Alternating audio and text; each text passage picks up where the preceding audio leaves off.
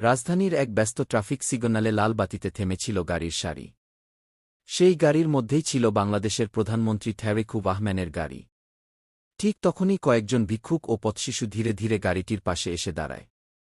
তাদের চোখে ছিল লজ্জা আর সংকোচ। অনেকক্ষণ দ্বিধায় থাকার পর তারা ছোট করে একটি কথাই বলে, স্যার, আমাদের ইফতার করাবেন।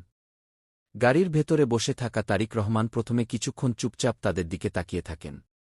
তারপর দরজা খুলে বাইরে তাকিয়ে হাসিমুখে বলেন, তোমরা কি সবাই ইফতার করেছ? শিশুরা মাথা নাড়িয়ে বলে, না স্যার। সেই মুহূর্তেই তিনি পাশে থাকা সহকারীদের দিকে তাকিয়ে নির্দেশ দেন, যেন কাছের দোকান থেকে দ্রুত খাবার আনা হয়।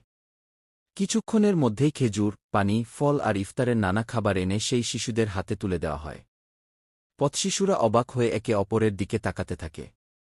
তাদের চোখে তখন আনন্দ আর কৃতজ্ঞতার ঝিলিক। ছোট্ট এক ছেলে খেজুর হাতে নিয়ে হাসতে হাসতে বলে, ধন্যবাদ স্যার। সেই দৃশ্য দেখে আশেপাশে দাঁড়িয়ে থাকা অনেক মানুষও আবেগাপ্লুত হয়ে পড়ে। ট্রাফিক সিগন্যালের সেই কয়েক মিনিট যেন এক মানবিক মুহূর্তে পরিণত হয়।